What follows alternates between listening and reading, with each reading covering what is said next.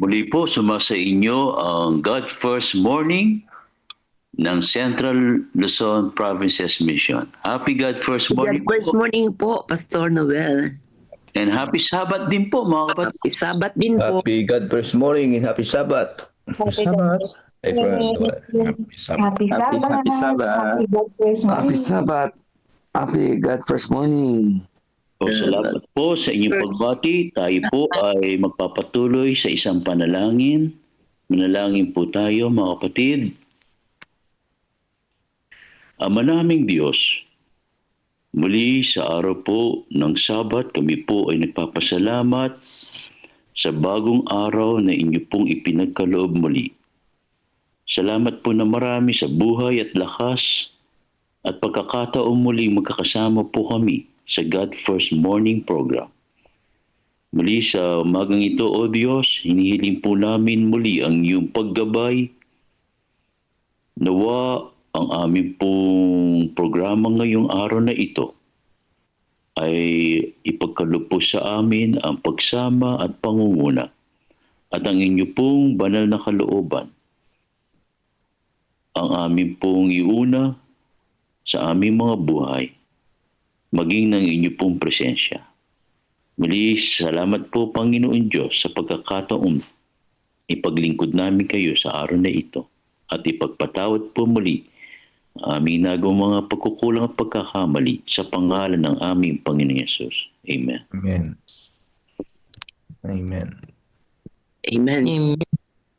Amen. Amen. Amen. Ang maglilingkod Amen. sa atin sa ating pong Bible reading, mga kapatid. Nandito na kaya po ang ating isa sa mga ministro natin, si Pastor Boyet Itkoy. Check ko nga po. Upang sa ating pong 39 days of prayer. At bukas po ang ating 40 days of prayer. Ano po? Ay babasahin po ang chapter 2 ng Ruth. Pastor Boyet, nandito na po kayo.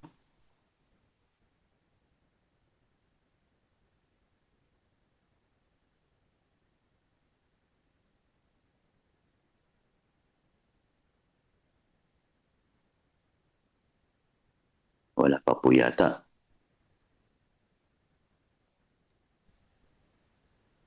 Maari po kaya nating i-request si Pastor Meneses na sa ating pong Bible reading. Wala lang, Pastor. Wala si Pastor Meneses, Pastor Itkoy. Sige po. Yes, Pastor. Oh, yan na. O babasa. Sige po, Pastor Meneses. Salamat po na marami. Okay. Dali lang po. Buksan natin yung ating Bible.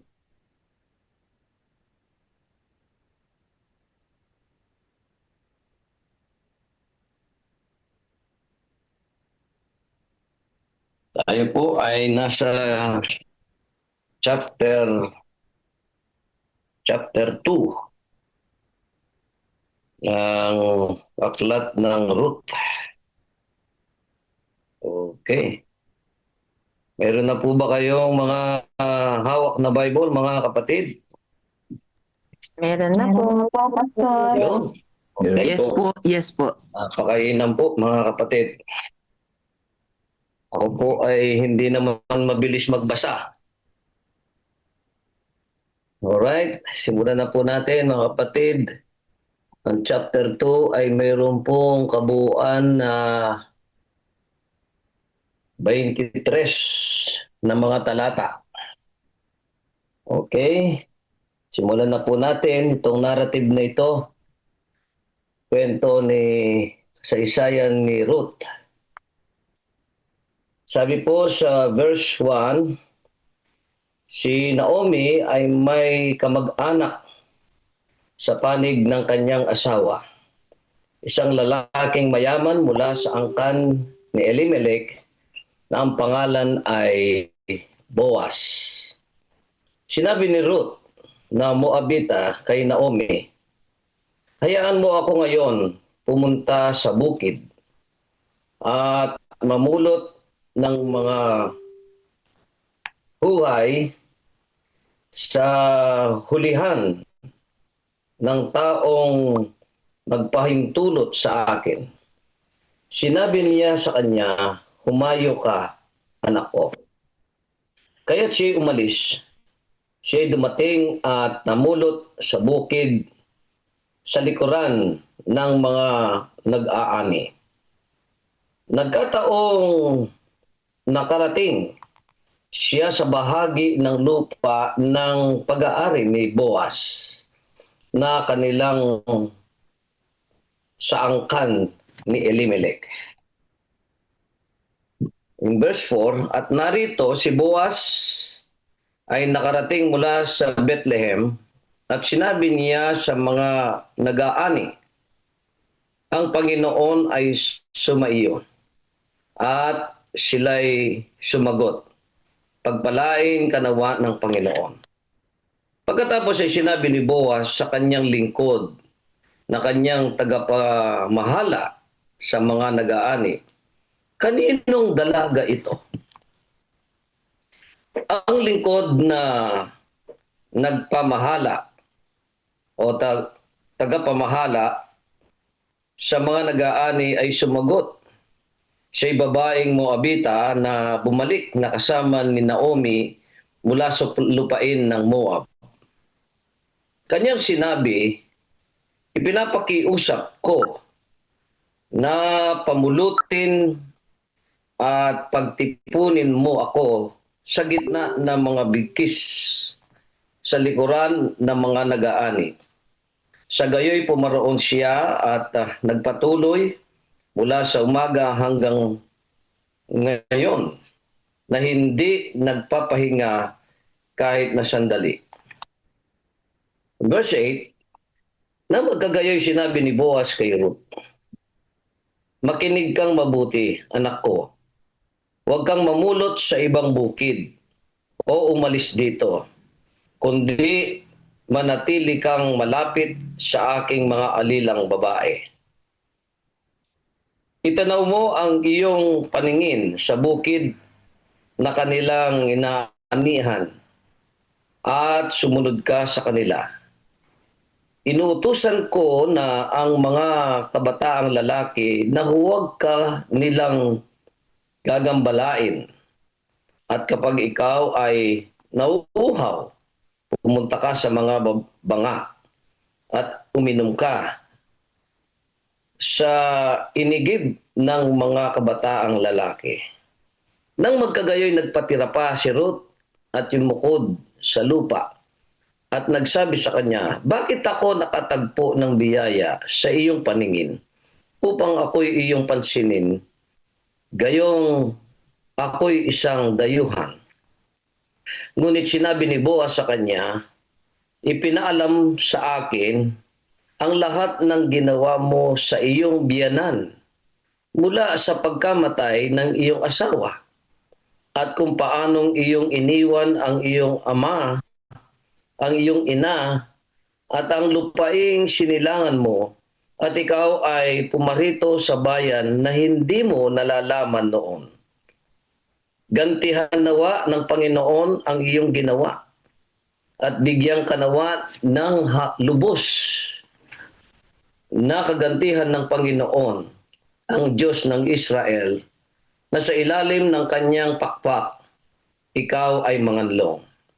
Na magkagayoy kaniyang sinabi, "Nakatagpo nawa ako ng biyaya sa iyong paningin, Panginoon ko, sapagkat ako'y iyong inaliw at may kabaitang pinagsalitaan mo ang iyong lingkod, bagamat ako'y hindi isa sa iyong mga alila." Verse 14, sa oras ng pagkain ay sinabi ni Boaz sa kanya, "Halika at kumain ka ng tinapay. Isawsaw mo sa suka ang iyong tinapay." Siya nga'y umupo sa tabi ng mga nag-aani at inaabot niya ang sa kanya ang sinangag na trigo. Siya'y kumain nabusog at mayroon pa siyang hindi naubos. Nang siya'y tumindig upang mamulot ng inani, iniutos ni Boaz sa kanyang mga lingkod, pamulutin ninyo siya hanggang sa gitna ng mga bigkis at huwag ninyo siyang pagbawalan. Ihugot din ninyo siya ng ilan sa mga bigkis at iwan ninyo upang kanyang pulutin at huwag ninyo siyang sawayin. Verse 17. Sa gayoy namulot siya sa bukid hanggang sa pagdubog ng araw ng kaniyang giikain ang kanyang mga napulot. Iyon ay halos 1 epa ng cebada. Kanyang dinala ito at siya'y pumunta sa lungsod at nakita ng kanyang biyanan ang kanyang mga pinulot. Inilabas rin niya at ibinigay sa kanyang biyanan ang pagkaing lumabis sa kanya pagkatapos na siya ay nabusog. Sinabi ng kanyang biyanan sa kanya, "Saan ka namulot ngayon at saan ka nagtrabaho? Pagpalain nawa ang taong nagmagandang loob sa iyo." Kaya't sinabi niya sa kanyang biyanan kung kanino siya nagtrabaho. Ang pangalan ng taong pinagtrabahuhan ko ngayon ay Boaz. Sinabi ni Naomi sa kanyang manugang, "Pagpalain nawa siya ng Panginoon na hindi ipinagkait ang kanyang kagandahang loob sa mga buhay at sa mga patay." At sinabi sa kanya ni Naomi, "Ang lalaking iyon ay isa nating kamag-anak, isa sa pinakamalapit nating kamag-anak." Sinabi ni Ruth sa Moabita, "Bukod rito, sinabi niya sa akin, ikaw ay manatiling malapit sa aking mga lingkod hanggang sa kanilang matapos ang aking ani." Sinabi ni Naomi kay Ruth na kanyang manugang, "Mabuti anak ko na ikaw ay lumabas na kasama ng kanyang mga alilang babae. Baka gawan ka ng hindi mabuti ng ibang bukid." Sa gayoy nanatili siyang malapit sa mga alilang babae ni Boaz upang mamulot hanggang sa katapusan ng pag-aani ng cebada at pag-aani ng trigo, at siya'y nanirahang kasama ng kaniyang biyanan. Purihin ang Panginoon at pagpalain po ang mga talata Amen. at ang Amen. kasaysayan Amen. ni Ruth, Amen. kanyang biyanan at kay Boaz.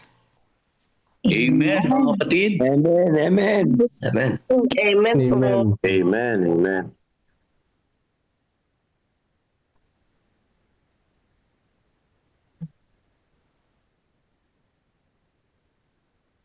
Okay. Meron po ba sa atin? Amen. O pa sa message, meron po kayong Ah, i-reflect doon? ganda ng story ito, mga kapatid. Ano? Talagang una ay makikita natin talaga yung pagkilos at paggawa ng Panginoon sa buhay nitong mga balong ito, no? Alam niyo, sa banal na kasulatan ay pro balo ang Panginoon, no? Malapit siya doon sa mga babaeng ganito ang kanilang naging karanasan sa buhay. Kaya nga't makikita natin dito, mga kapatid, na ang Diyos ay hindi nagpapabaya sa atin pagka tayo ay una, yung hanapin natin ang kanyang banal na kalooban. Magpakalapit-lapit tayo. Dahil ang sabi ni Haring David, "Delight yourself in the Lord, and He will give you the desire of your heart."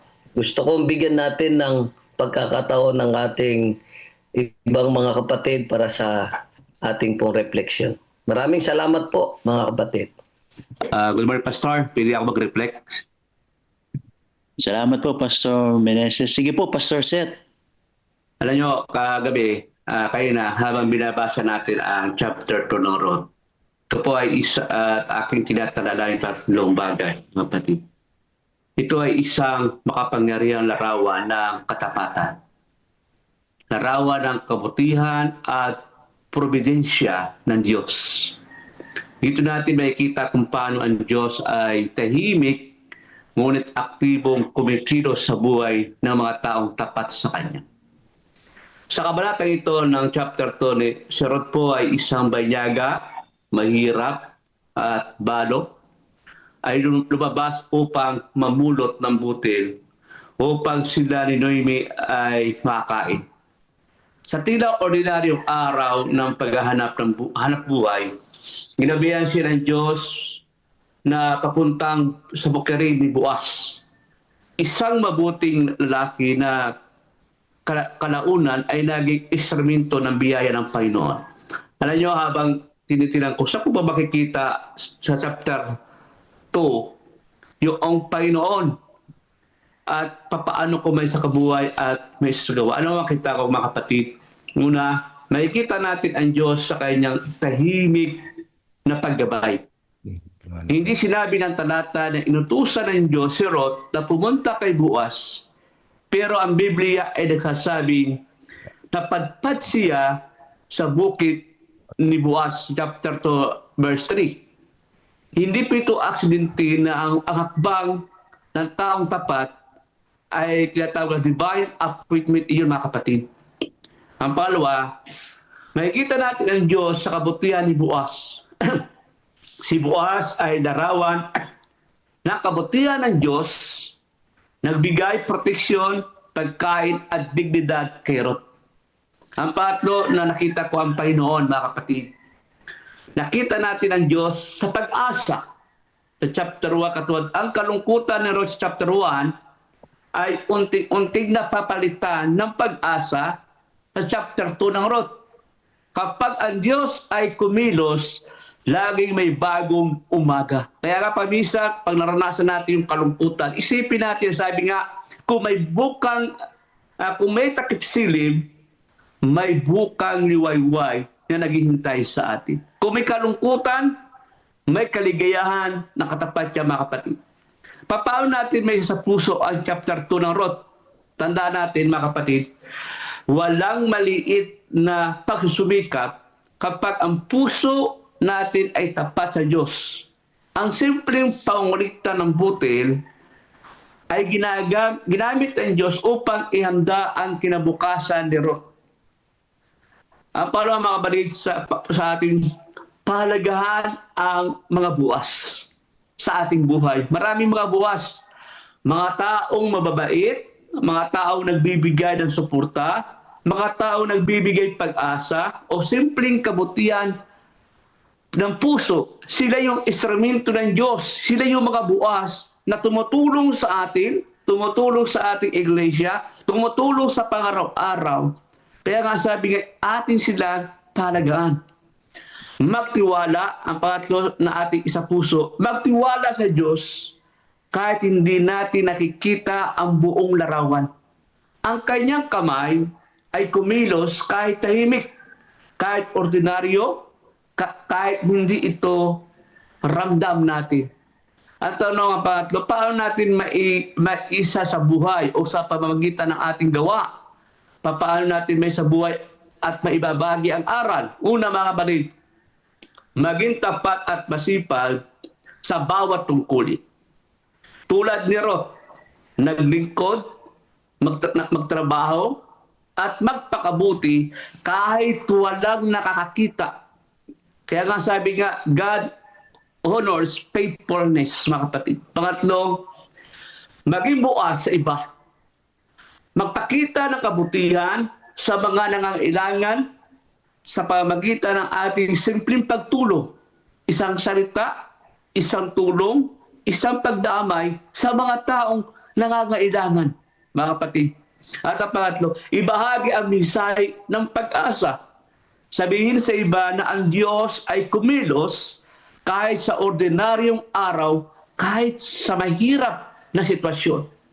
Kaya nga mga kapatid, sa tatlong ito, kung ating pag-aralan, naroon ang Diyos sa bawat chapter ng Ruth. Makikita natin kung paano gumawa ang Diyos. Kaya mga kapatid, anuman ang nangyayari sa atin, nakakaranas man tayo ng kapaitan sa ating buhay, asahan natin, kasama natin ang Diyos na nakatulad na Ruth, na nakaranas ng kahirapan, pero dahang-dahang ipinapakita ng Diyos ang kabutihan sa Kanya. Yun lang po, Pastor. Thank you po, Pastor Seth Maga, sa inyo pong magandang ibinahagi. Opo mga kapatid, ano po, kayo po ba ay nakaranas po ng pamumulot din? Ano po? Ng, sabihin natin ng palay pagkatapos po ng anihan? Yes, Pastor. Danas ko po yan. Opo, ano? Ako din po, ang inyong lingkod ay dahil ako ay taga Tarlac, na sa simpleng gawain pong yun ay namulot din po ako nung bata pa ako nun, no? Nung palay, ano po, pagkatapos po ng anihan, at talagang makikita mo yung pagpapahalaga na bawat biyayang ibinibigay ng ating Panginoon Diyos, ano po. Dito po sa binasa po at narinig natin kanina at pagbasa po ng ating pong pastor na si Pastor Meneses, ano po, dito sa Ruth chapter 2, ay talagang ipinapakita po na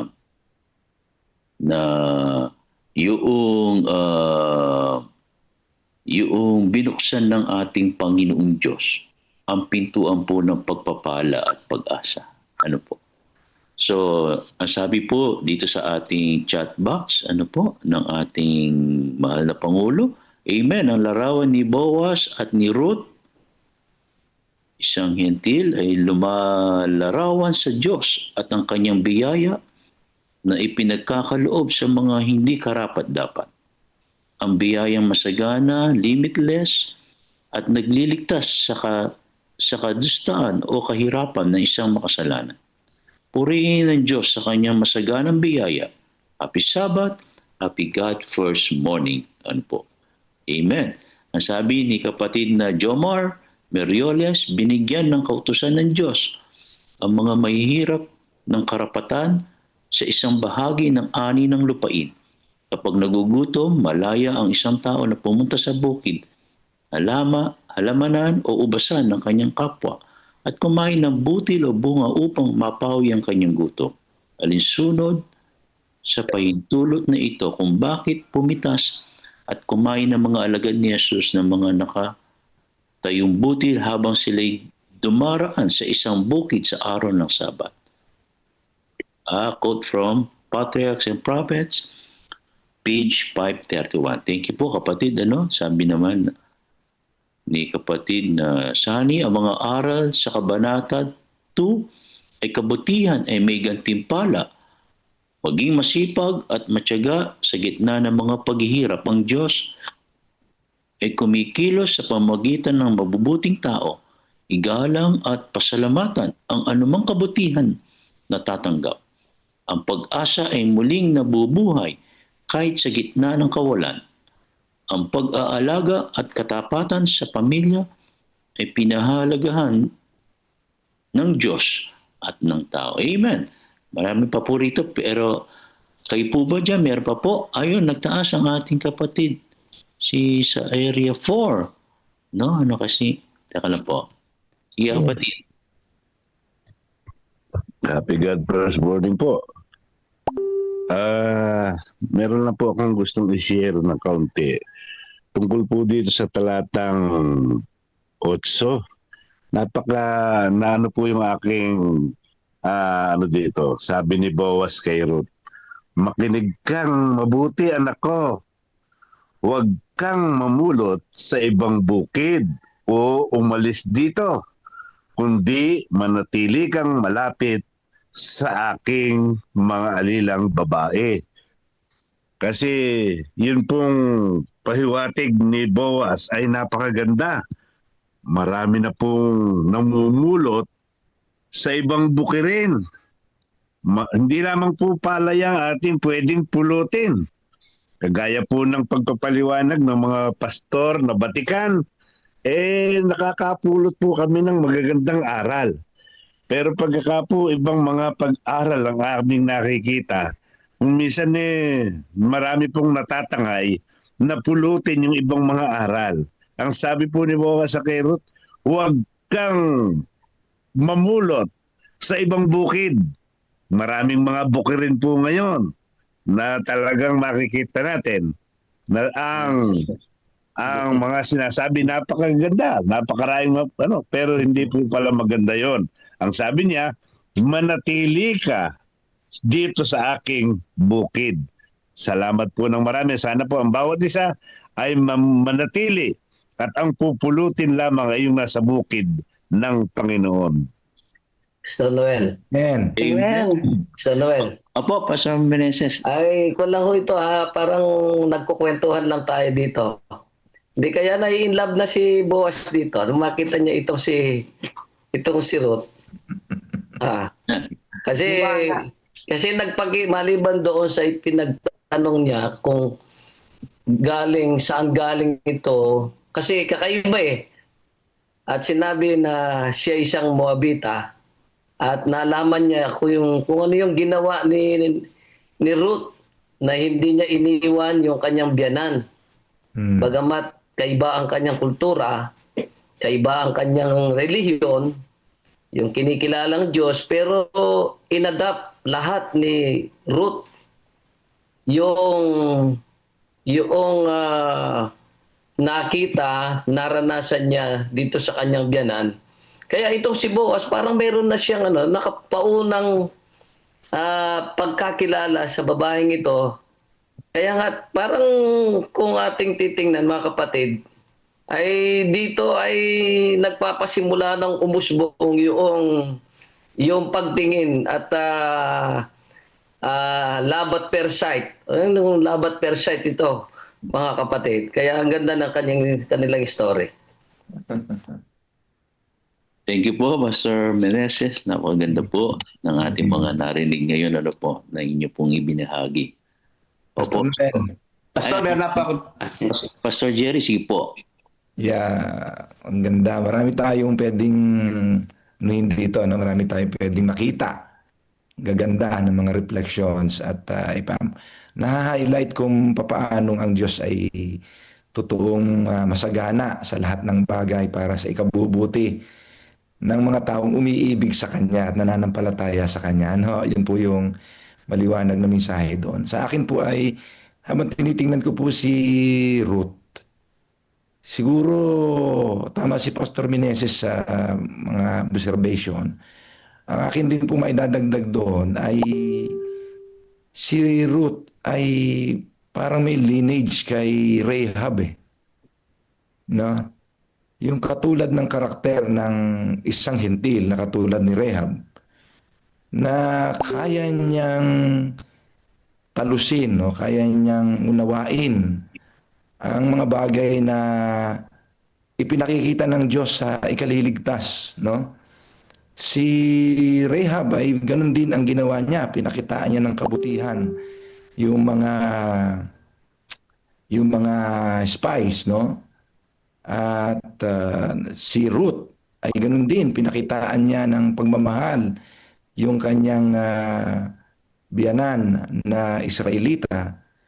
At nakikita ko po na talagang yung pong mga sisidlang ito ng, ng tunay na larawan ng pagiging anak ng Diyos, bagamat sila hindi kabilang sa mga taong nag-aangkin na sila dapat yon, mga Israel. Ay ito nga po dalawang ito ay sabi nga po ni Pastor Seth kahapon ay pinigyan na tayo ng preliminary na dinaluyan ito ng pangakong Misaya. Si Rahab ay naitala. Si Ruth ay naitala. Mga hentil, mga kapatid, hindi ko katakataka na tayo ay pepede rin, magamat hindi tayo Israel. Israelita tayo sa pananampalataya. Pwede rin tayo mga kapatid maging daluyan ng biyayang nagliligtas ng Panginoon. Hindi tayo karapat-dapat, pero ginawa tayong karapat-dapat.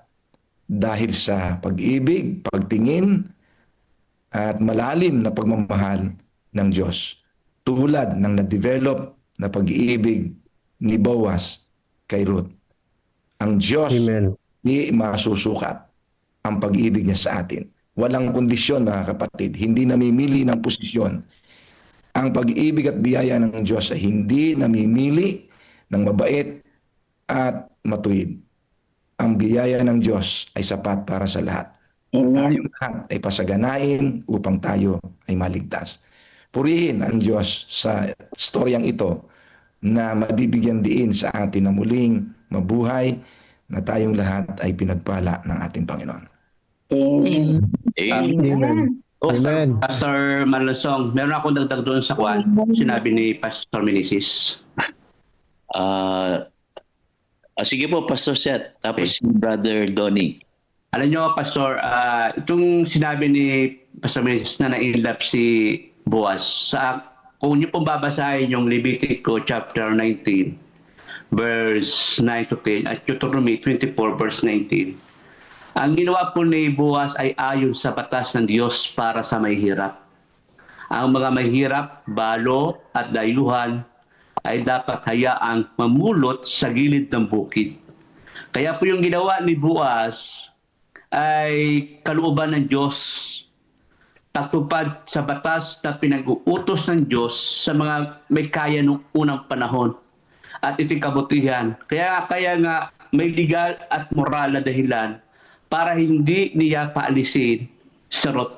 Yan po yung batas ng Panginoon na kapag ikaw ay may aanihin palay o trigo ng panahon na yon, huwag mo nang aalisin yung tara.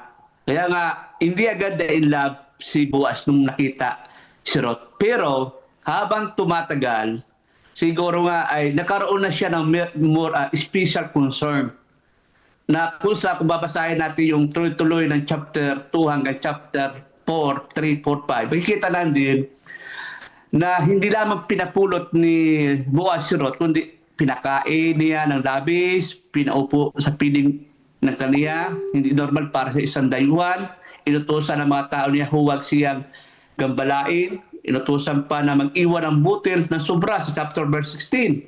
Ito ay isang ordinaryong pagtrato. Hindi ito ordinaryong pagtrato, mga kapatid. Hindi agad pag-ibig, pero bukas ang puso si Boaz, dahil mas matanda, mayaman, respetado, may mataas na moralidad. Sa kultura noon, hindi siya basta-basta in love agad, mga kapatid. Ngunit malinaw na nakikita niya si Ruth na kakaiba. Naramdaman niya mabuti ang puso nito, nagalaw ang puso niya sa kabutihan. Kaya mga kapatid, ang pinaka-conclusion ko doon, ano ang totoo rason bakit hindi agad pinaalis ni Boaz si Ruth? Dahil in love agad si Ruth, kundi dahil hindi agad in love si Boaz kay Ruth, kundi ano po, mabuting tao siya, tinitingnan siya niya ang karakter ni Ruth, naghanga siya, nagbibigay siya ng paghanga at katapatan ito, naramdaman niya dapat itong protektahan at tulungan.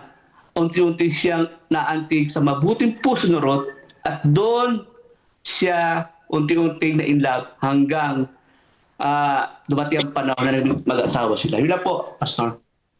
Thank you po. Salamat po sa magandang muling ninyong pagbabahagi. Kapatid na Donnie at kapatid na Romel, doon na po natin tatapusin sa bahaging ito. Opo. God first morning. Although it's too early to discuss about yung narrative ng Ruth sa pagiging kinsman redeemer ni Boaz, kasi that's the whole narrative po ng Ruth.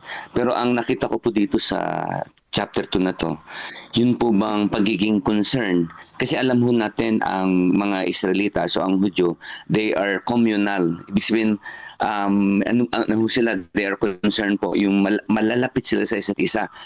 Nung nabaltaan po ni Boaz na bumalik si Naomi, at siyempre alam po niya dahil concerned po sila, alam po nila mga kwento, kalagayan ng bawat isa, na-struck po siya doon kay Ruth. hindi lamang, I understand, may physical feature din si Ruth na kung bakit nagkaroon ng interest din si Boaz. Pero na-struck po siya sa pagiging mabait ni Ruth sa kanyang biyanan. Nalaman niya po yung kwento dahil maliit lang po yung community ng mga ng Hudyo. They know everything about each other. At ang nakita ko po dito, lalong-lalo po yung sa verse 2, yung sa chapter 2 na ang ginawa po kaagad ni Ruth, ay sabi po niya ay, let me go, I pray thee, into the field, and I gathered among the ears of corn after him, who says, I find grace. Ibig sabihin, dito pa lang po ay na alam na po ni Boaz na mabait itong batang ito, and then yung kwento na. So ang nakita ko po dito ay, ako po ay dapat magkaroon ng concern sa yung po bang sa mga taong nakapaligid sa akin, sa mga taong mayroong pangangailangan, at tingnan ko yung welfare nila.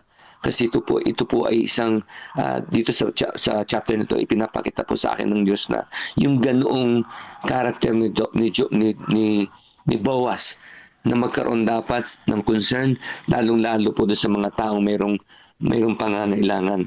Kasi ito po ang nais ng Diyos. Yun lang po at purihin po ang Panginoon. Thank you po. Salamat po sa magandang muling ating narinig, kapatid na Romel. At dito na muna po nating sa huli, si kapatid.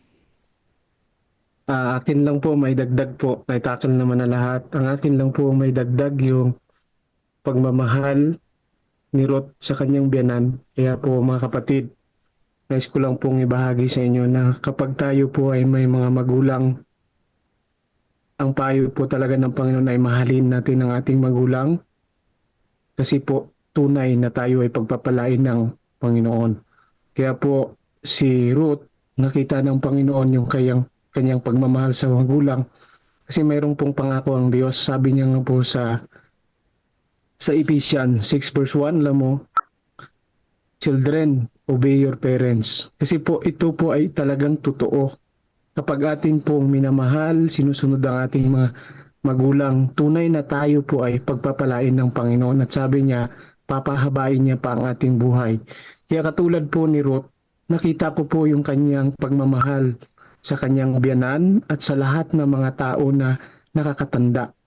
Kaya mga kapatid, tunay na ito ay mangyayari sa atin bilang mga lingkod ng Panginoon kapag atin po itong igagalang ang lahat ng mga matatanda. Kasi po, yan yung promise ng Panginoon. Kaya tulad po ng buhay ni Boaz, siya po ay naging instrumento doon sa buhay din ni Ruth. At tunay na si Ruth ay mayroon ding sadya doon sa tao na yon. Hindi lamang po sa pagpupulot ng butil, kundi mayroon po nakita ang Panginoon sa puso ni Ruth na magministry din doon sa buhay ni Boaz. Kaya yun mga kapatid, talagang very itong kwento na to. Marami tayong makukuha, sabi nga ni Pastor Jerry kanina, na pwede nating pulutan ng aral. Kaya mga kapatid, sa ating pong bawat buhay na mayroon tayo, sino man po ang ating nakakasalamuha, mahalin natin ng buong puso. Kasi po, ang pagpapala ng Panginoon ay patuloy na umaapaw sa bawat isa sa atin. Yun lamang po. Aking may didagdag. Happy God First Morning po. Salamat kapatid sa inyong pong pagbabahagi at sa lahat po na nagbigay ng kanila pong pagninilay-nilay. Bago natin iwanan ang Ruth chapter 2, sabi pa rito, ito ang aral sa pagiging mapagmalasakit sa mga duka. Siya ay sumasalamin sa puso ng Diyos sa ating panahon ngayon. Tayo ay hinihikayat na maging Boaz sa mga nangangailangan na may pananampalataya na mapagbigay. Salamat po kapatid Nanette. Ngayon po mga kapatid ay ilingan natin si Pastor Meneses sa isa pong panalangin.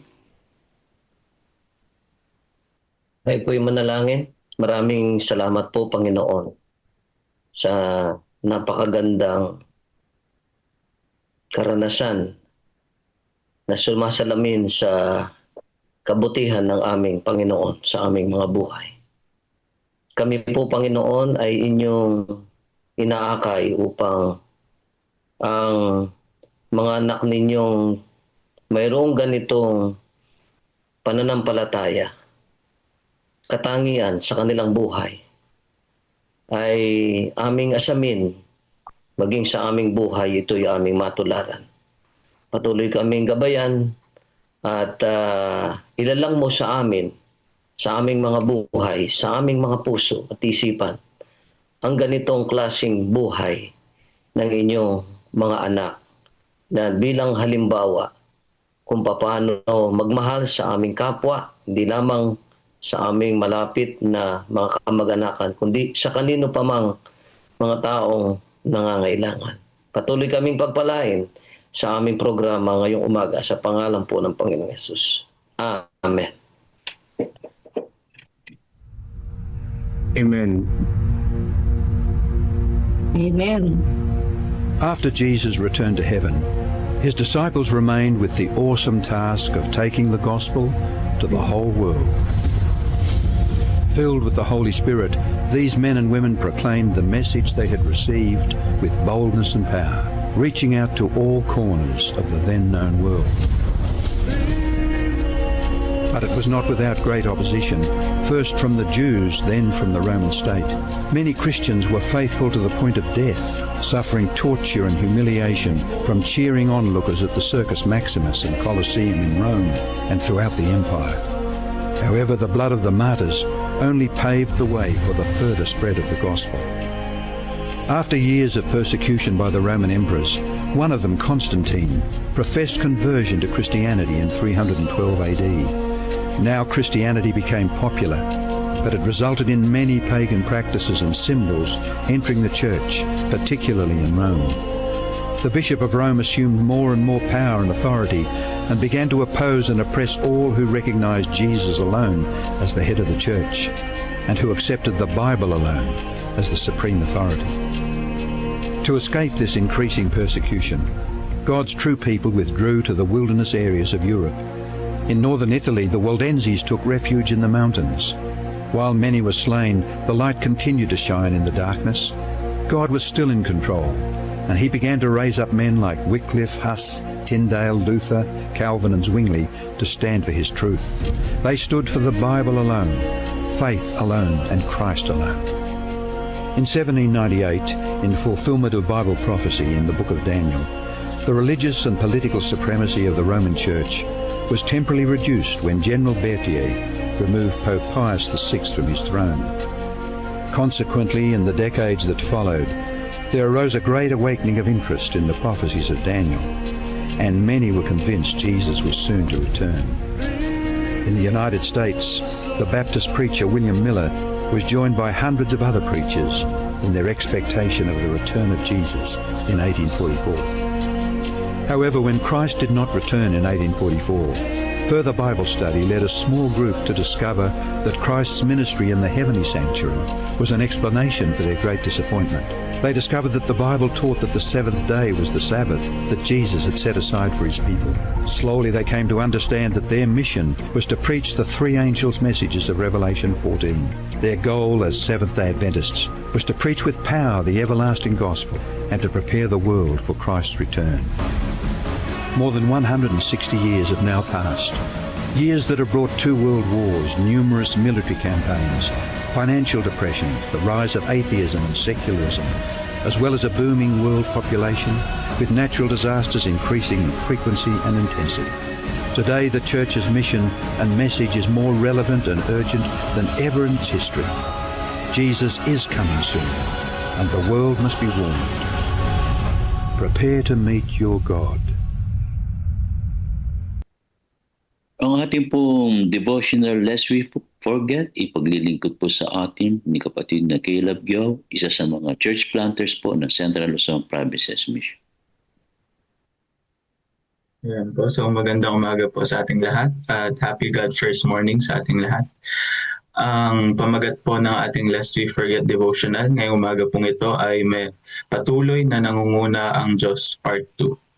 So ang ating pong key text ay matatagpuan po sa Kawikaan 3:6. Sinasabi po dito, sa lahat ng iyong mga lakad, siya iyong kilalanin at itutuwid niya ang iyong mga landasin. Kahapon, iniwan natin si Ellen White sa kanyang imposibleng mga pangarap na magkaroon ng iilang ari-arian sa Timog, California. At iyon ay isang magandang panahon para bumili ng gayong mga ari-arian. Sa huling bahagi ng ika-19 na siglo, maraming magagandang sanitarium ang itinatayo sa lugar na iyon. Ngunit pagkatapos ay dumating ang mahabang tagtuyot. Nang wala ng tubig, nagsimulang magsara ang mga institusyon. Ang mga pagsasarang ito ay nagbigay ng pagkakataon sa mga Adventista. Ngunit kahit na may magandang alok, hindi ito masyadong nakatulong sa mga walang pera. Gayunpaman, nagawa nilang makalikom ng kaunting pera. Ang unang ari-arian na bili para sa iglesia ay ang San Fernando College na nakakuha ng halagang $10,000 noong 1902, mas mababa sa isang katapat na orihinal nitong halaga. Ang pangalawa ay isang hindi aktibong sanitarium sa Paradise Valley malapit sa San Diego na binubuo ng isang 3 palapag na gusali sa 20 hektaryang lupa. Maraming pera ang ginastos ng mga nag-develop sa ari-arian. Ngunit dumating ang mahirap na panahon at nanatiling walang laman ang mga gusaling ng mahigpit sa 10 taon. Nang unang bumisita si Ellen White sa Paradise Valley, kumbinsido siyang bilhin ito ng mga Adventista. Ang pangunahing gusali ay nagkakahalagang $25,000, ngunit ngayon ay inaalok ng mga may-ari ang buong ari-arian sa halagang $12,000. Ngunit saan kukuha ng pera ang mga lokal na Adventista? Hindi sila makalapit sa General Conference at ang Southern California Conference na may $1,100 na miyembro ay may utang na $40,000 at kamakailan lang ay bumili ng ari-arian sa San Fernando. Maliit man tingnan ang mga halagang ito ngayon, ngunit para sa mga panahong iyon, ito ay napakalaki. Walang paraan para makalikom ang komperensya ng $12,000. Kahit nang bumaba ang presyo sa $8,000 at pagkatapos ay $6,000, tila wala pa ring pag-asa. Ngunit nang ito ay bumaba sa $4,000, personal na umutang si Mrs. White ng $2,000 mula sa bangko sa 8% interest. Nakakuha ng isang malapit na kaibigan na maglagak ng $2,000 at nagtelegraph para bilhin ang ari-ari.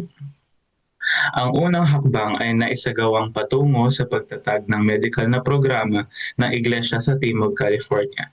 Siyempre, ang unang hakbang na ito ay ang madali. At papaano nga ba ginagabayan ng Diyos ang kanyang iglesia? Ang maikling sagot ay sa pamamagitan ng paggabay sa mga individual na makita ang kanyang pangitain kung ano ang maaaring magawa. Binubuksan niya ang mga pintuan, nasa atin na ang paglakad sa mga ito. So dito po mga kapatid, makikita po natin na ang Panginoon po ang siyang nagsisilbi po talagang gabay po natin sa ating po mga desisyon sa ating buhay. So hindi lamang po sa personal po nating mga desisyon, no? Kundi sa desisyon po sa mga nangunguna po, nanunungkulan sa ating mga leaders ng ating pong iglesia, kagaya na lamang po nila Ellen White. Kasi makikita po natin na ito po yung panahon na pasimula pa lang po tayo as an Adventist Church at makikita po natin na necessary po or important sa ating pong iglesia na magkaroon po tayo ng mga assets kagaya po ng mga building na kung saan magagamit po natin ito para sa ating pong mga ministry. At dito po makikita natin na sila po ay nakapag-avail ng mga institutions or ng mga buildings para sa gayon tayo po ng ating pong educational system, kagaya po ng San Fernando College. Makikita natin na mura lamang po nila nabili yung building na iyon para po ito ay masimulan ang isang kolehiyo po. Ganun na lamang din po yung sa Paradise Valley na kung saan nakakita sila ng 20 hektaryang lupa. At ito po ay gagamitin po sana para po sa isang medical institution. Makikita po natin na sobrang laki po ng presyo po niya from $25,000. Siguro ngayon, maliit na halaga na lamang po yun. Pero noong unang panahon, malaki po yun mga kapatid, yung $25,000. Pero makikita natin na ang Panginoon ang nag-lead po talaga para mabili po nila ito. Dahil ito po yung, kumbaga naging pangitain po ni Ellen White na talagang kailangan pong bilhin ng mga Adventists kasi magagamit po ito effectively para po sa ministry. So 25,000, bumaba po yung presyo niya ng 12,000, tas bumaba po ito sa 8,000, 6,000, 4,000 hanggang yun po, nung 4,000 they were able to purchase ito pong building pong ito, itong gusali pong ito. So, nakikita ko po dito po sa ating devotional na ganun din po sa atin. Alam natin na we proposed a project na kung saan yung ating pong mission ay maitatatag po. Yan, we developed programs para sa gayon makasuporta po yung mga membro ng Seventh-day Adventist dito po sa CLPM para po maitayo po itong gusali pong ito para magkaroon po tayo ng permanent office. So, ang Panginoon po talaga yung nagli-lead sa ating pong leaders. Siya din po yung nag-lead kung sino man po yung nakapag-develop ng gantong klaseng strategy, kung corporate ba yung decision or individual. And ganun din po sa atin bilang mga members, it is still God who is leading and directing us so that we could support ito pong napakalaking gawain nito na makiisa po tayo upang maitatag po itong gusali na ito. Dahil alam po natin mga kapatid kung unang panahon, they were able to purchase a lot of buildings para lamang po sa ating mga schools, sa ating mga medical institutions. We believe that up till now, it is still the same God who is leading us so that we could establish yung mga gantong klaseng mga buildings or foundations para sa gayon mas maging effective po yung ministry natin. So let us keep on praying. Sabi nga doon sa ating pong key text, di ko na po papatagalin sa Kawikaan 3:6 na sa lahat ng ating mga lakad ay ating kilalanin ang ating Panginoong Diyos. Dahil kapag ating kilala ang ating Panginoong Diyos na nangunguna po sa atin, ay siya po ang magtutuwid ng ating mga landasin. Pagpalain po tayong lahat at happy God First Morning. Amen. Amen. Amen. Amen. Amen po. Salamat po, Pastor Caleb, sa inyo pong pangunguna sa ating Lest We Forget. Nais ko pong nandito na po kaya si Pastor Jackson Dasoy para sa ating speaker. Pagpagsalita natin ngayon na ang title po ng ating topic ngayon, The Gift of the Spirit and Fellowship. Pastor Dasoy, bago po tayo manalangin.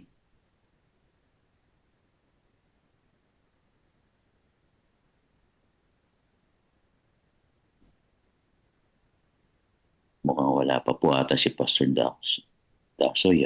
Nandito na po. Biglang nawala Pastor, biglang nawala. Ay, ito pala. Nandito pala siya.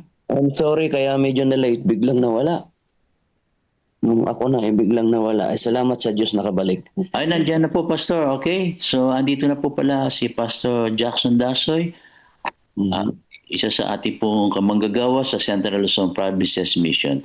So, bago po siya, ating pong ipanalangin ang kanya pong pangunguna ngayon. Manalangin po tayo mga kapatid. Ama namin Diyos, amin pong itinataas sa inyo muli ang gawaing ito, ang programang ito. Muli, narito po ang inyong lingkod si Pastor Jackson Dasoy upang kanya pong talakayin ang may pinamagat na The Gift of the Spirit and Fellowship. Magand namin Panginoon Diyos, maitaas po namin kayo Panginoon sa aming pong pag-aaral na ito. At ang inyong basbas sa buong kapulungan aming pong maranasan. At samahan po ang aming pong tagapagsalita ngayon. Sa pangalan ng aming Panginoong Yesus. Amen. Amen. Amen.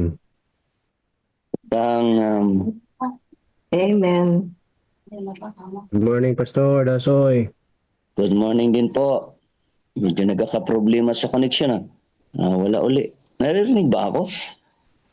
Opo, sir. Opo. Narinig po. Yes. Magandang Sabado sa ating...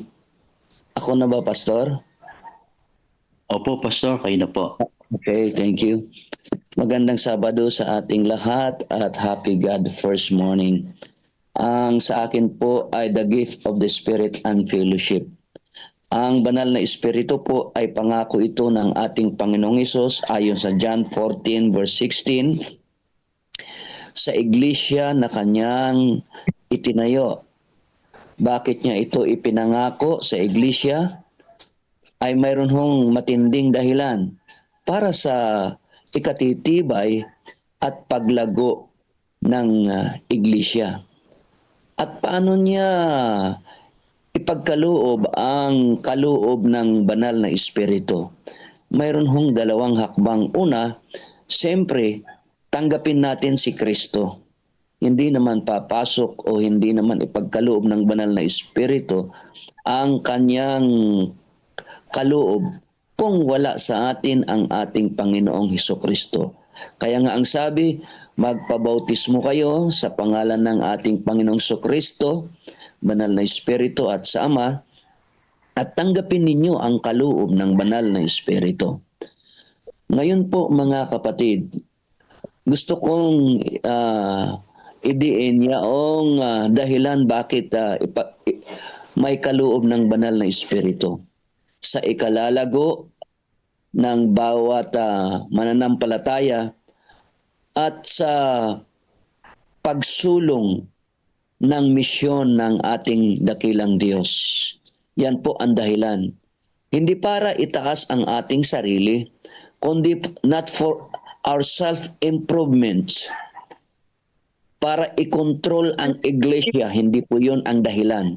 Ano yung bumbitya eh? Hello? Parang wala na ako Okay, Pastor. Tuloy lang po. Opo. Opo. Tuloy Okay. lang po. Hindi para i-control ang iglesia, kundi para isulong ang misyon ng ating Panginoong Hesus. Ngayon, ano po ba yung mga kaloob? May tatlong mga talata dito na mababasa natin kung ano yung kaloob ng banal na Espiritu. Ito po ay nasa Roma 12 verse 4 hanggang 8, unang Korinto 12 verse 7 hanggang 12. Napapansin ko, puro 12 ba? Ephesians 4 verse 7 hanggang 11. Banggitin ko ang iilan sapagkat napakarami nito. Katulad nga lang po ang binanggit na mahalagang kaloob dito ay yung pagtulong, ang sabi rito, yung prophesy, pagiging pastor, magtuturo, yung teacher, mga kapatid, binanggit po rito. At yung gift of miracles, at ito pong lahat na binanggit dito, mga kapatid, katulad ng pagpapagaling sa may sakit, lahat ng binanggit na ito ay kaloob ng banal na Espiritu ayon sa kanyang kalooban. Ano po? So ito ay kaloob sa iglesia, paalaala, para isulong ang misyon ng ating Panginoon. At isa na paraan para tanggapin ng iglesia ang kaloob na ito ay sa pamagitan ng pagsasama-sama, mga kapatid.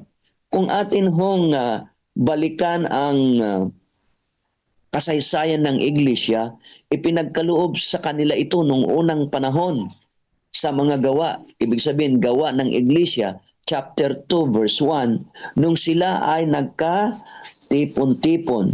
At sa Hebrews 10:25, kung hindi ako nagkamali, Hebrews 10:25 ay pinayuhan ang iglesia na huwag pabayaan ang pagtitipon-tipon, lalo na pag malapit na ang panahon. Ang sabi sa Hebrews 10 verse 25, ang mga kaloob na yan ay ipinangako, mga kapatid ko, upang ang iglesia ay magkaroon ng power. Dahil lahat ng kaloob ng ating titignan, it is a power to influence people surround us. Not a power so that the people or so that the person o membro ng iglesia ay maitaas. Hindi po yun. Ang layunin ay para makita tayo ng sanlibutan at sila'y lalapit sa ating Panginoon. Ang sinabi rito, madali lang kasi ang ating oras, ay hindi sapat yung pagtitipon sa araw ng Sabado. Page 127 sa ating ika-29th ng ating 40 days, ang sabi rito ay hindi sapat yung pagtitipon sa araw ng Sabado. Ano po? Kundi yung pagtitipon din sa ibang araw. Lalong mas maganda ang blessing kapag tayo nagtitipon din sa ibang araw. So mga kapatid ko, ito'y nakita ko sa iglesyang ito, Seventh-day Adventist, mga kapatid. Kaya ang pangakong ito ay akin ding nakikita na ito ay espesyal na ipinangako sa ating iglesia sapagkat ito ang kumikilala at tama ang kanyang pananaw tungkol sa kaloob. Bakit sinabi kong tama? May sinabi kasing kaloob ng pananalita is gift of tongues. Yung iba, ang gift of tongues ay hindi maintindihan. Pero sa atin, ang pananaw natin ay maliwanag sa banal na kasulatan na kapag sinabi natin gift of tongues, ito ay pagsasalita ng kabanalan buhat sa Diyos na maintindihan ng tao. Kaya sinabi kong itong ating iglesia, ang particular na aking nakita na pinangakuan ng ganitong kaloob. Maraming salamat. Pagpalain po ang lahat sa atin. Aking dalangin na nawa ang mga kaloob na ito, mga kapatid, ay lalo pang makita sa iglesia na tinanggap ang mission ng Diyos. Bago ko tapusin ito, nakita ko kasi mga kapatid ko, alimbawa, yung kaloob ng pamimigay, yung donation, nakakalungkot man kung minsan marami ang mga nagdo-donate at pag hindi na pagbigyan ay iba na ang ipinapakitang espiritu. Hindi po yun. Reminder again, lahat po ng mga kaloob na ito sa iglesia, ang layunin nito ay para lumago, tumibay ang pananampalataya at isulong ang mission ng Diyos, hindi para sa ating personal na kapakinabangan. Ito ay pakinabang ng buo, ulitin ko yung salita, ng buong iglesia. God bless po at happy God first morning. Amen. Amen. Thank you po, Pastor. Amen. Salamat po, Pastor Dasoy, sa inyo po magandang mensahe ngayong umaga. So, prepare po tayo sa ating breakout room para sa ating pong acts, prayer, at ang ating mga discussion po ngayon ng mga tanong ay nakapost na po ni kapatid na Melvin. Salamat po. Nandiyan po yung mga katanungan. Ano ang dapat taglayin ng bawat kalahok sa fellowship upang ang mga kaloob ng Espiritu ay mahayag? At ang ikalawa po, magbanggit ng ilang kaloob ng Espiritu at ilarawan kung paano ito gagamitin ng Diyos upang makapagministeryo sa mga kasama sa fellowship group. So tayo po ay magjo-join na sa ating pong breakout room.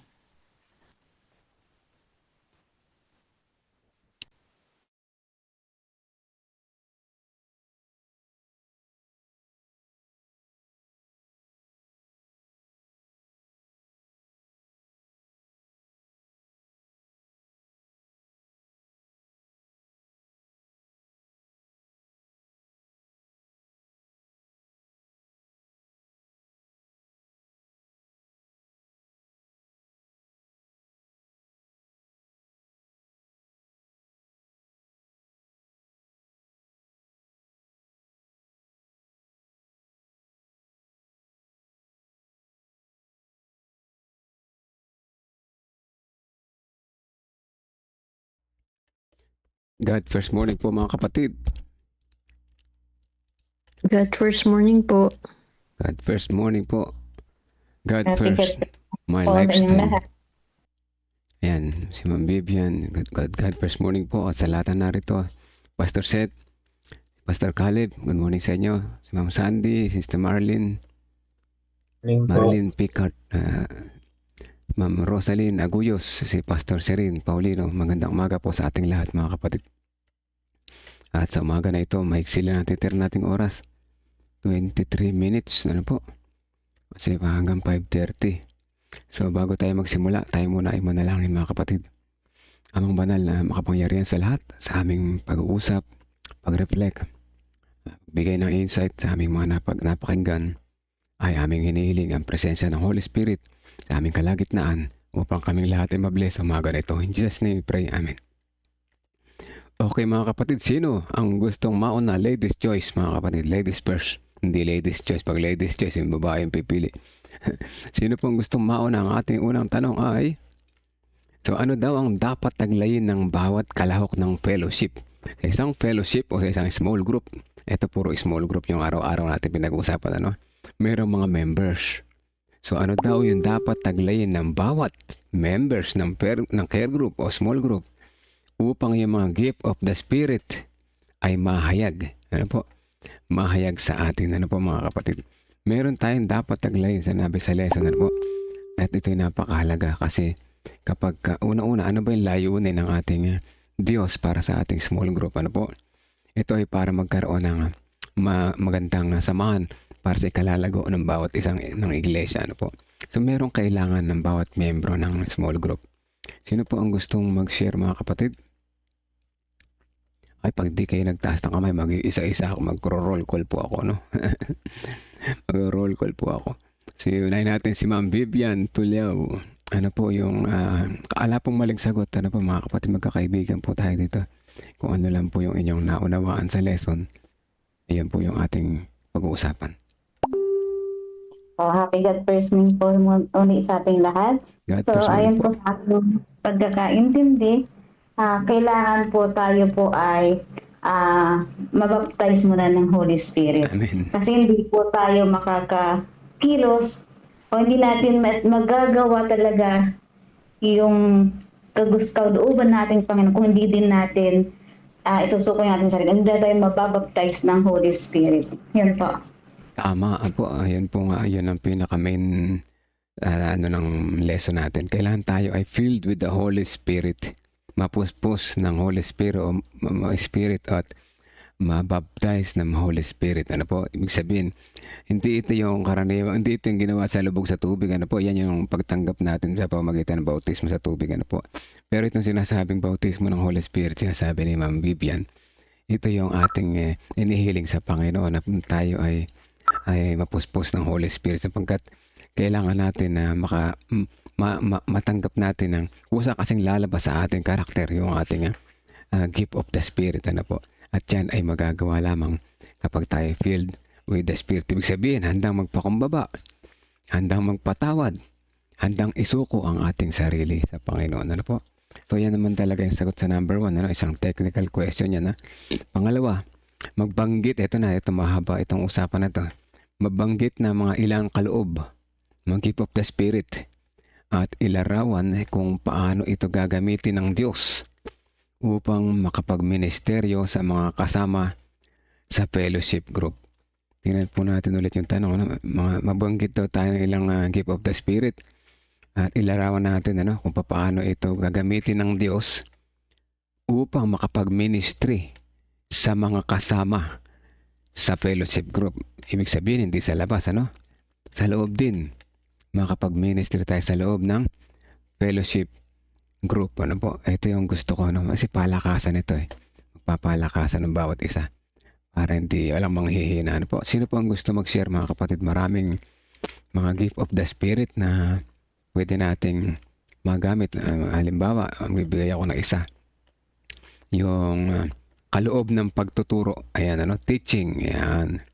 Pwede yan. Pwede natin ituro sa ating mga members ng small group o care group, lalo na sa mga bagong members. Ano yung mga pwede natin ituro?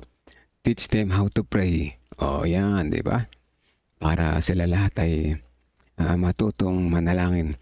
Teach them na ang pagtayo sa harapan ng iglesia o sa harapan ng pagsasalita sa isang grupo ay hindi ito ay si Jesus yung ating kasama. Si Jesus ang umuna sa atin. Hindi tayo dapat matakot. Kaya po, yan, isa yung gift of teaching. Marami pwedeng ituro, na kung saan magpapalakas sa bawat isa. Tandaan natin yung sinabi pinag-uusapan natin gift of the Spirit. Ito yung magpapalago sa bawat isa na kasama natin sa small group. Ito yung magpapalakas sa bawat isa. So si Pastor Seth, mag-share ka po, Pastor Seth. Mga gift of the Spirit na pwedeng makatulong sa mga Fruit of Spirit, kapatid. Opo. Okay. Nais ko lang po magbigay, mga kapatid. Narito po yung ilan na sa mga kaloob ng Espiritu. Ito po yung mga practical na paraan kung paano ito naging pagpapala sa fellowship natin, mga kapatid. Una, kaloob na pagtuturo. Ba? Teaching. Paano magamit sa fellowship yun, mga kapatid, na pagsama sa ating mga kapatid? Tayo nagpapaliwanag ng salita ng Diyos ng malinaw, tumutulong sa mga bagong mananampalataya, tayo pinagbibigay ng direksyon sa Bible study. Hindi tayo yung nagtatanong, alam natin ang tanong, ay tayo, sinusubok lang natin yung kalaman na natuturo. Hindi po dapat gano'n. Dapat katulong tayo doon sa nagtuturo. May mga tao gano'n Talagang tatanungin, didikdikin. Kaya nga, kung ikaw ay meron kaloob ng pagtuturo, gamitin mo at tulungan mo yung mga taong hindi pa lubos nakakaalam, lalo na yung mga bago. Kaya nga, ang Diyos ang nagpapalago ng kalaman at ugnayan sa Kanya gamit ng mga guro, mga kapatid. Tapos yung pangalawa, kaloob ng paghikayat, tinatawag na encouragement, exhortation. Paano natin magagamit yan? Nagpapatatak ito sa mahinang loob, mga kapatid. Kaya dapat natin gamitin, nagbibigay ng lakas na sa dumadaan ng mga pagsubok. Kung meron kayo mga talent sa ganito, yung mga talent na nagbibigay ng lakas. Kung kayo po ay mga melancholic na phlegmatic, tatawag yan, na malalim ang isip. Yun yung aking pag-aralan ng psychologist na talagang yun yung dapat maghanap. Kung kayo po ay gano'ng talento, meron kayong gano'n na pinagkalooban ng Diyos, gamitin nyo sa paghikayat ng mga nanghihina, sa mga taong nanghihina ang panampalataya. Dapat ay nagpapalakas tayo ng panampalataya sa buong grupo. Itong kaloob ito ay nagpapaangat sa pagod ng mga sugatang puso, mga kapatid. Yung kaloob ng paglilingkod, tinatawag natin service helps. Paano magamit yan? Tayo po ay tumutulong sa paghahanda ng fellowship. Tumutulong sa tahimik, ngunit tumutulong tayo tahimik, ngunit yung ating gawain, napakahalagang gawain, mga kapatid. Nagbabawas tayo ng bigat ng iba. Ito yung taong hindi spotlight, pero yung puso nila ay tumutulong lalo kapag kami gawain sa loob ng ating iglesia. May kaloob din na tinatawag natin na panalangin. Na ang ginagawa mo lang ay manalangin. Paano magagamit yun? Pinapanalangin yung mga nangangailangan na mga kapatid sa ating iglesia, nagiging serving spiritual na tagapagtanggol, nagtataas ng kapatid sa harap ng Diyos. Kapag kami nanalangin, mas nararanasan ng ating iglesia ang kapayapaan at presensya ng ating Panginoon Diyos. May kaloob ng pag-ibig, tinatawag na pakikiramay, compassion, mercy. Paano natin magagamit yan? Pagbisita sa mga sakit. Kung mga kapatid natin ay may mga sakit, bisitahin natin. Pagdamay sa mga nalulungkot, samahan sila sa kalungkutan na kayo nang naranasan. Pagpapakita ng tunay na pagkalinga at pagtulong sa ating mga kapatid na wasak ang puso. Ang kaloob na ito, mga kapatid, ay nagpapadaba ng puso ni Kristo na kayo yung ginagamit nila ng ating Panginoon para palakasin yung kalooban ng ating mga kapatid na puno ng kalungkutan sa pagkawala na kayo ng mahal sa buhay. Mga kapatid, kaya ang fellowship ay nagiging buhay at makapangyarihan kapag hinahayaan natin gumalaw ang Espiritu sa iba't ibang paraan. Ang bawat kaloob ay bahagi ng isang katawan at kapag pinagsama-sama, nagiging malinaw ang larawan ni Kristo sa loob ng iglesia. Kaya nga kapatid, hindi pare-pares yung talent natin, hindi pare-pares yung ating gift. Pero pag pinagsama-sama sa gawain ng Panginoon, lalong titibay at lalakas yung ating samahan sa loob ng iglesia. Yun ang po aking mag-share, mga kapatid. Salamat po, Pastor Seth. Ano po? Ayan, mga kapatid, narinig niyo yung mga halimbawa ng mga spiritual gift, na kung saan makakatulong sa fellowship, sa bawat member ng fellowship. Ngayon, ang tanong, mga kapatid, sa mga nabanggit ni Pastor Seth, o kung meron mga hindi siya nabanggit na meron kayong kaloob na ganun, sino sa inyo mag-share na o meron na feeling nyo na meron kayong ganong kaloob? Ano po? Sige po, sino po? Si Ma'am Vivian, go ahead po. Sige po. Actually, parang kumaga din po sa akin, ako po ay nabiyayaan ng mga anak na mahilig pong umawit. Yun. Magmula po sa anak hanggang sa apo. So, kumbaga dati, talagang parang ang madalas kinakanta lang nila ay mga worldly song. Kumakanta naman sila sa church, pero madalas marinig mo sa kanila, nagbibideo okay. Hanggang sa yung bunso ko na sabi mo pang hindi siya ganun kaganda kasi based lang yung boses niya. Siya pa yung nagsabi na, "Ma, ayain ko sila kuya, sama kami sa choir." Yan. Sabi ko naman, ikaw, anuhin mo sila para hindi naman masayang yung mga boses nyo.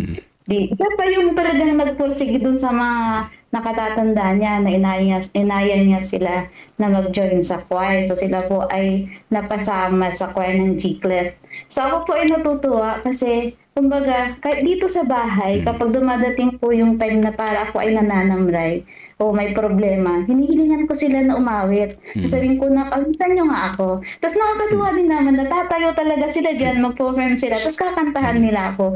So, yung lumbay ko, kumbaga may problema ako, na nawawala, naiibsan. Kasi mas, kumbaga napapakinggan ko yung message ng kanta, kung paano ang Panginoon ay laging nandyan, yun, lumalakas po yung loob ko. At minsan may mga kapitbahay nagsabi na, ang galing kumita ng mga anak mo, tapos ang sarap pakinggan yung mga kinakantang kanta. So, di ba, kahit sa mga ganong bagay, talagang i-share din natin, nakakapagpalakas tayo din sa loob ng ating pamamahay, sa pag-awit sa fellowship. Di ba, ang sarap po pakinggan. Dapat wag po itago at wag magamit sa ibang tulad yun, hindi na sa worldly sila madalas kumanta. Pag dito sa bahay, madalas makikita mo, kahit yung malit na apo ko na 6 years old, ay kumakanta na rin po yun.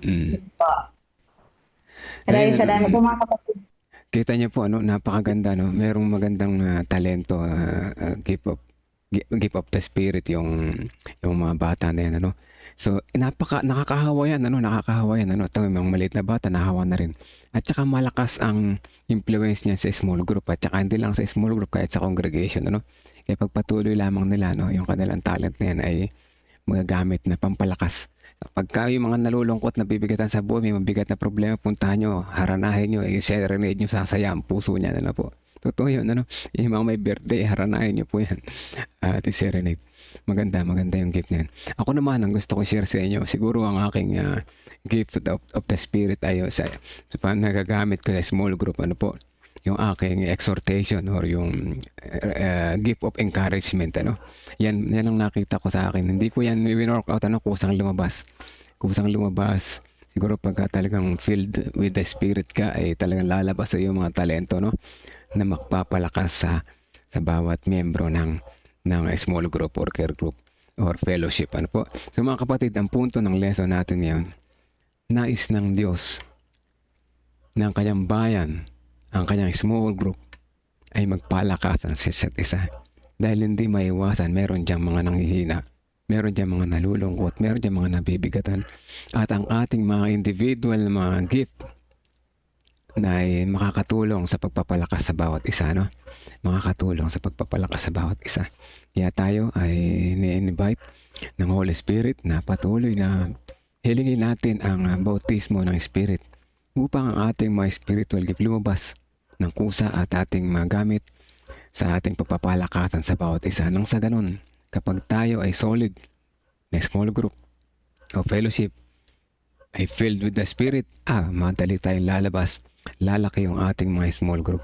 Yung one small group or fellowship or care group, pag solid lahat yan, pwede maging dalawa yan at lahat dami ng dadami. Po?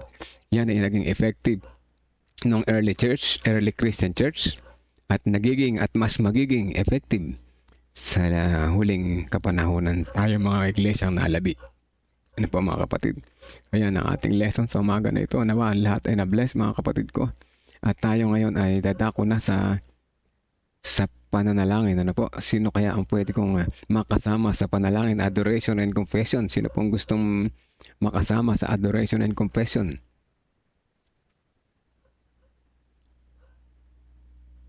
Yun, si Pastor Caleb. Sige po.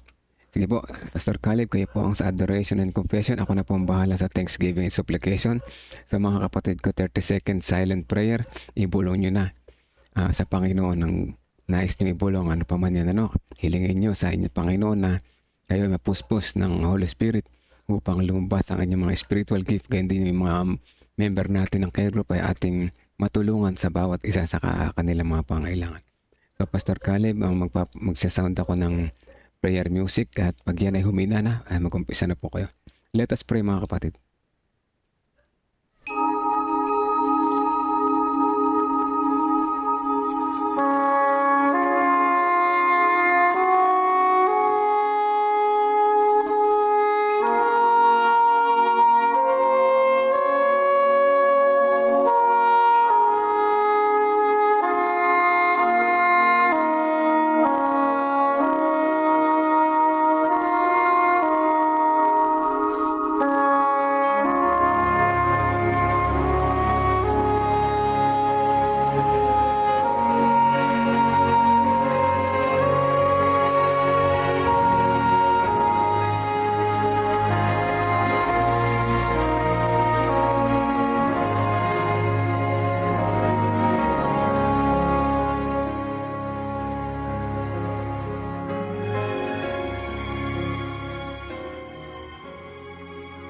Panginoon namin Diyos, na dakila ka po sa lahat.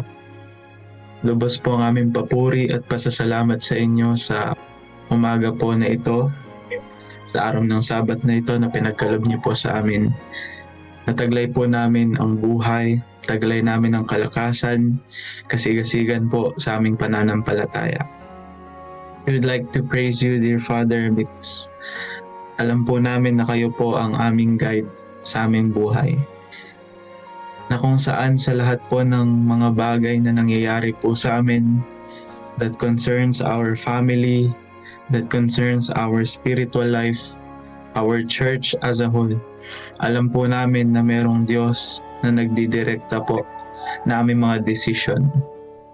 Kaya kami po ay pumupuri sa inyo, Panginoon, dahil kami po ay in-encourage nyo na magtiwala lamang po sa inyo at iasa po sa inyo lahat ng aming mga iniisip, lahat ng bumabagabag sa aming puso at isipan. Panginoon, we are also thankful because you are our teacher. Sa umaga pong ito, amin pong natutunan na kayo po, Panginoon, ang siyang nagkakaloob sa amin ng banal na Espiritu. And this Holy Spirit is the one who helps us na magkaroon po ng specific na mga gifts, Panginoon, na makakatulong po sa small group na amin pong binubuo. Kaya lahat po ng mga bagay na aming nagagawa, lahat ng abilities, lahat ng mga skills na meron po kami only became possible because it is you who bestowed this to us.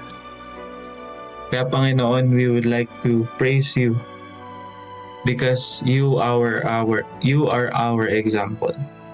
Tunay nga po sa sarili po namin, we cannot do anything. Lahat na aming mga gagawin, Panginoon, will only be in vain. Pero dahil nandyan po kayo, to be our guide, to be our teacher, to give us the Holy Spirit, we know that we are able to do all of these things only because of you. Kaya Panginoon, sa umaga pong ito, we are also praising you because of all of these things that we have learned from you. Sa ability na kami po ay magkaroon ng sharing, ganun din po sa mga natututunan namin, sa mga devotional namin, sa Bible reading namin. Ito po talaga yung mga bagay na hindi po dapat mawala sa buhay po ng isang Adventistang Kristiyano, Panginoon. Dahil alam po namin na ang gawain ay malawak at malapit na pong nagtatapos, the encouragement is for us also to participate and to further your work here on earth. That's why we would like to praise you, dear Father, because of your goodness, na kahit kami po ay mga makasalanan, kami po, Panginoon, ay undeserving and unworthy. Alam po namin that you are the one who still chose us to do this mission, to do this ministry. Kahit kami po ay, Panginoon, kahit kami po ay laging nagkakatala. Kaya, Panginoon, we are praising you also for the gift of Sabbath that you have given to us. Na kung saan kami po ay masisentro lamang po namin ang aming sarili, ang aming puso't isipan sa pagsamba sa inyo, sa pagpapahinga sa inyo, at paglagak ng lahat po ng mga problema na amin pong dinadala sa amin po. We praise you because you are our friend, Panginoon, na lagi pong nandyan na handang makinig po sa amin, sa aming mga panalangin, ready to help us to answer our petitions, Panginoon.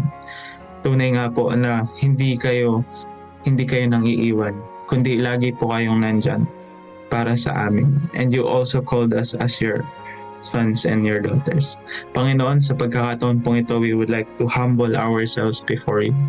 We bow ourselves in humility, knowing that we are sinful, that we always commit sins, Panginoon, laban po sa inyo and to our fellow men. May you please cleanse us, our hearts, dear Father, dahil alam niyo po, dito po nagmumula lahat ng mga kasalanan po na kami nagkikling po, Panginoon. May you please take it away, the stony heart from ours, and replace it with a heart of flesh that is willing to heed and to answer the call of the Holy Spirit. Please help us to give up all of these sins, dear Father, that we cling on to, so that you can work mightily and fully in us. Lord, we recognize that we are unworthy and we are undeserving of your grace. But we're so thankful because we are made worthy, not because we are worthy, but because Jesus is made worthy. Jesus is worthy in our behalf. Kaya, Panginoon, please help us to not take for granted ang inyong forgiveness, ang inyong mercy, ang inyong grace. Dahil alam po namin, Panginoon, lahat ay may hangganan. Kaya habang nandyan pa po, habang bukas pa ang pinto, may you please help us to always ask for forgiveness, because you have promised in 1 John chapter 1 verse 9 that he who confess his sins, God is faithful and just to forgive and to cleanse us from all our unrighteousness. Kaya, Panginoon, maraming salamat po sa pagkakataon na kami po ay ma-renew. Sabi nga po na he who is in Christ, he is a new creation. Kaya, Panginoon, maraming salamat po sa gift of forgiveness. At ito lang po aming dalangin sa pangalan ni Jesus. Amen. Sa pagpapatuloy po ng aming panalangin, O Diyos, patuloy ang aming pasasalamat at kami ay patuloy nyo in-invite na makilahok dito sa 40 days of prayer. Sa aming araw-araw na pakikinig, kami tunay na natututo at nabe-bless. Mahari po ba, O dakilang Diyos, na hindi lamang ito dumaan sa aming mga tenga, sa aming buhay, kundi manatili ito ang aming mga natutunan, mai-apply namin sa aming buhay, dahil ito ang iyong kalooban, O dakilang Diyos. Dahil ito ang tanging paraan upang kami maging handa, masayang naghahanda, naglilingkod habang naghihintay sa iyong ikalawang pagbabalik. O dakilang Diyos, narito po ang aming mga iba pang mga kahilingan sa umaga na ito. Ang unity ng mga leaders and mga local members ng bawat iglesia ng aming nasasakupan, O dakilang Diyos. Patuloy niyo pong paigtingin ang kaligayahan sa aming paglilingkod at ang pagkakaisa ay mangibabaw, dahil ito ang nagsisimula ang tagumpay. Dalangin din namin, O dakilang Diyos, sa mga Adventist elementary schools sa aming nasasakupan na patuloy na nagagamit sa ministry sa mga estudyante, sa mga magulang. Maraming mga pangailangan ng aming mga eskwelahan, O dakilang Diyos. Ngunit amin ito iniaasa at pinagkakatiwala sa iyo. Ngayon din ang Every Family a Builder Program, isang programa ng pagkakaisa, O dakilang Diyos, programa na magbibigay sa amin ng pagkakataon na kami ay makibahagi sa isang malaking proyekto na ito. Ngayon din dalangin namin ang constituency meeting na gaganapin sa 8-9, ang church building sa Umpukan, San Ildefonso, Bulacan, ang Voice of Youth sa De La Paz Church at sa Saging Church, ang mga crusade na nagaganap sa Diliman, sa Bintog, sa San Carlos, San Luis, sa North Bulacan 2, sa Bagong Baryo, San Ildefonso, Bulacan, sa Saging Dinalapihan, Bataan, sa Mapulang Lupa, sa Pandi, Bulacan. Gayon din ang Finding Hope series online na patuloy na ginaganap sa aming nasasakupan at sa SSD. Dalangin po namin o dakilan Diyos ang bawat isa na may mga kalusugan, na mga karamdaman at na kanilang pinagdaraanan. Kalusugan ng bawat isa, ang kagalingan sa mga may sakit. Una, si Maxine Mayor Ocampo, si Evelio Bordado, si Alexandria Torres, si Consorcia Pabilon, si Michelle Oli Talastas, si Jetro Quillo, Sweet Galang, si Alrea Pia Navarro. Happy Sabbath po. Pastor Gatot. Happy Sabbath, mga kapatid.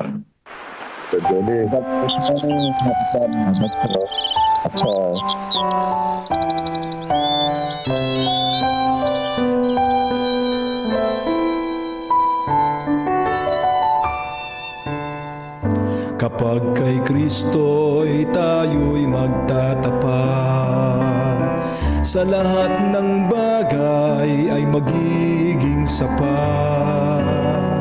Sa bawat oras namang patnubay, tiyak na kakamtin walang hanggang buhay. Ang Diyos ay nangako sa mga taong tapat, sa lahat ng bagay ay magiging sapat. Atin siyang purihin sa lahat ng oras, awit ng pagluwalhati ating itaas.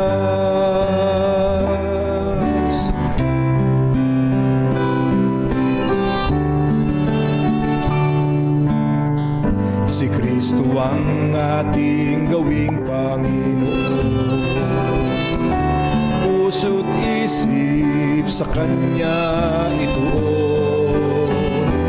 Ikaput, handog, talento at dunong, misyon sa gawain ng ito'y sumulong. Ang Diyos ay nangako sa mga taong tapat, sa lahat ng bagay ay magiging sapat. Atin siyang purihin sa lahat ng oras, awit ng pagluwalhati ating itaas. Pagagaanin ating mga pasan, sa mga suliranin Kanyang tutulungan. Magtiwala tayo't Siya ang tawagan, tunay na ligaya ay makakamtan. Ang Diyos ay nangako sa mga taong tapat, sa lahat ng bagay ay magiging sapat. Atin siyang purihin sa lahat ng oras, awit ng pagluwalhati ating itaas. Papurit luwalhati sa Kanya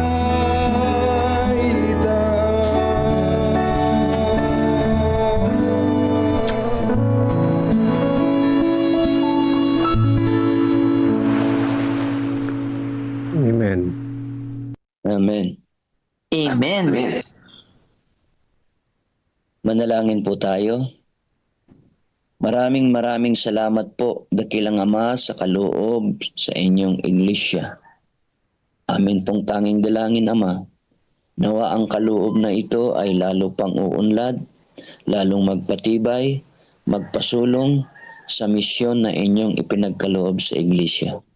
At mga kapatid, tanggapin natin ang kaloob na ito bilang kapangyarihan, hindi sa personal na ikasusulong, hindi sa competition, pagkus sa ikatataas ng pangalan ng ating Panginoong Hesus. Lahat ng ito'y aming pinapasalamatan, Ama, at inaasahang maranasan namin ang mga kaloob na ito sa pangalan po ng inyong anak na si Hesus. Amen. Amen. Amen. Amen. Amen.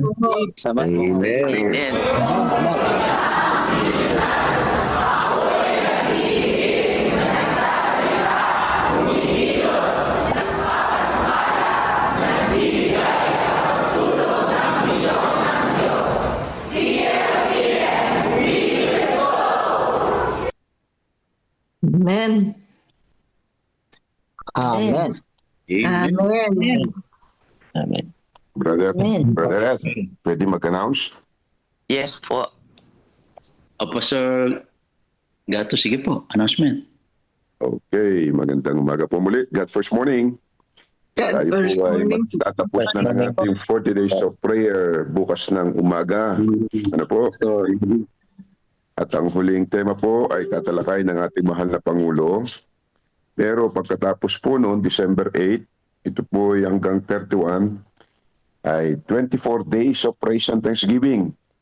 So meron na po tayong mga kapatid na nakahanda na para sa December 8. Ito po ay Lunes para magpahayag ng kanilang paborit, pasasalamat sa Panginoon.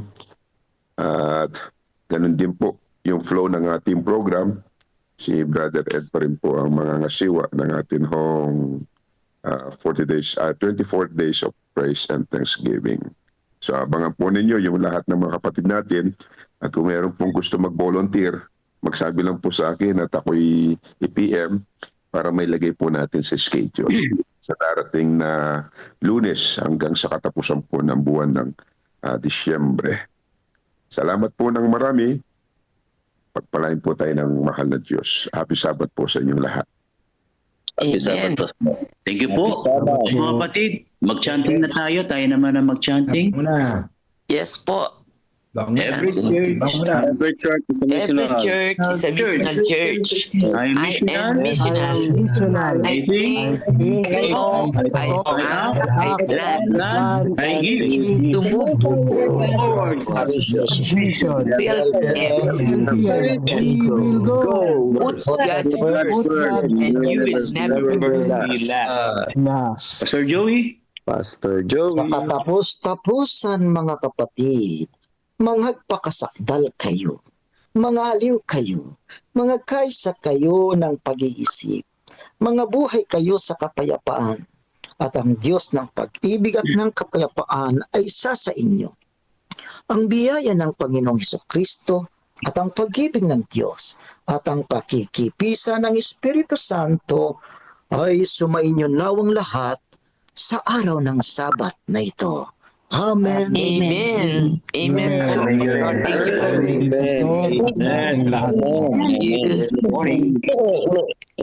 Salamat po.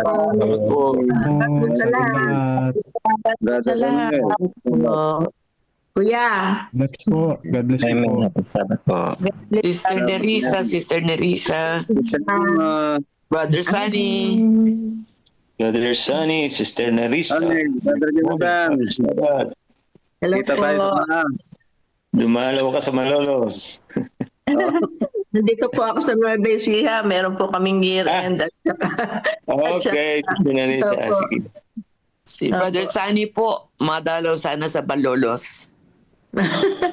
Opo nga. Kung mayroon pong taga San Vicente dyan po ako mamaya. Ay. At ayan ang ating lesson sa umaga na ito. Patuloy na pagpapalakas sa bawat isa, sa small group, sa fellowship, at sa mga kapatiran. Ano po? Maraming mga gift of the Spirit. Pumili na lang kayo ng inyong... Actually, hindi mo mapipili. Lalabas talaga po yan eh. Lalabas yan sa atin ng kusa. Basta tayo ay panalangin natin, tayo mapuspos ng Espiritu. Ano po? So, ayan, gift of giving, pinakamaganda. Kasi mawala yung pagiging madamot natin, mga kapatid. God first morning po sa ating lahat. And happy God first, my lifestyle. Happy Sabbath po sa ating lahat.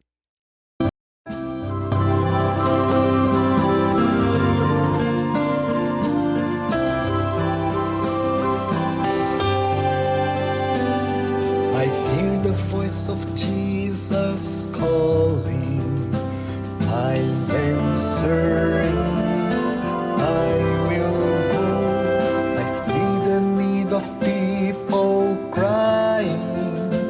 My answer is, I will go.